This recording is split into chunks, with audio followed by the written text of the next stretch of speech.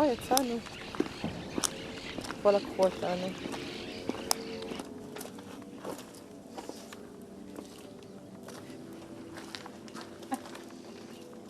Even at that moment, he was managed to make a joke. I told him, "You're the best man I have ever known." And he told me, "Oh, it's about damn time you figure it out." But he told me, "Fight for me. Don't give up. Please yell what I can't yell.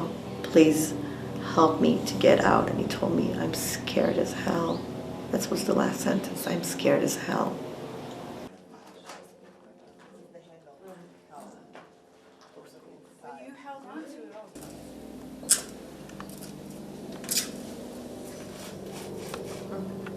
I started to lose conscious, and at that point Danielle told me, she shook me and said, "Let's open the window and get out. It's much better off that they shoot us, and that will be no pain, no suffering, instead of watching all of us choke up to death in here with the girls."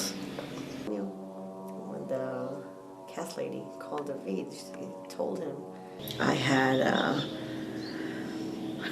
mental breakdown. I had tics. I had panic attacks a lot of the times. They didn't give me the pills I'm usually taking for my antidepressant in Israel.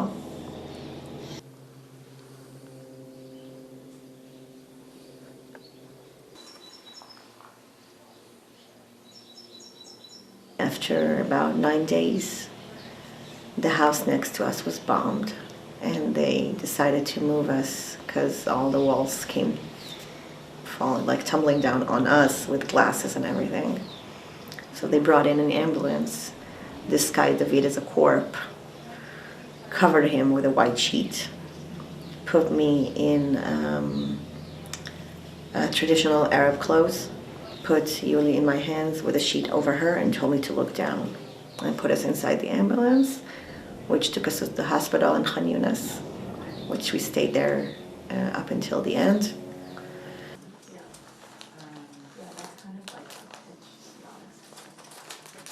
The basic thing that they took from us are independence of basic things like going to the bathroom. My kids they had to pee in the sink and do number 2s in the trash. Because you can knock, but you can never know when they open. Sometimes it would take 5 minutes, sometimes it can take 2 hours. Like animals in a cage.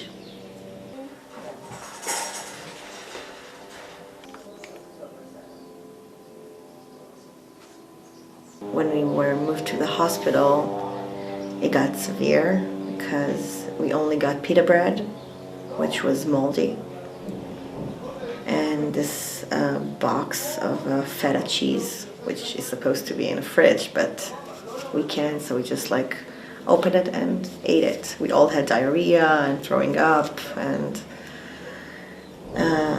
noontime, around 3 or 4 usually, they brought us this plate with rice, very spicy rice, and a little piece of meat. It was like 6 of those for 12 people. So a lot of people, which I'm thankful for, took out from their mouth for our girls. Just enough to look at this. What about going? A lot of the times the girl were just crying, "I'm hungry, I'm hungry, I don't have anything." And I was crying with them, "I'm sorry, I don't have food to give you. There is no food. I'm sorry." It was devastating to me because me and David always talked about that the one thing we would never be cheap about is food.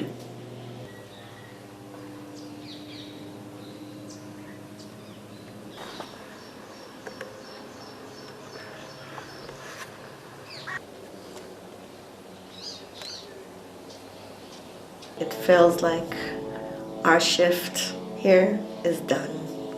We paid our dues. Our time here is over. This is for the current time at least. I can't even imagine. Look at what they did to the house.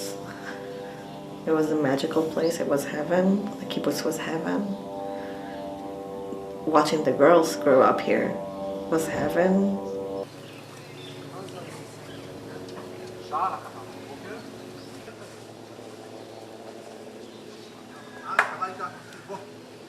I cry all day. I just sit around and cry all day, watching in videos in all kind of groups, looking for any information about him, watching his pictures on my phone and hearing his voice messages.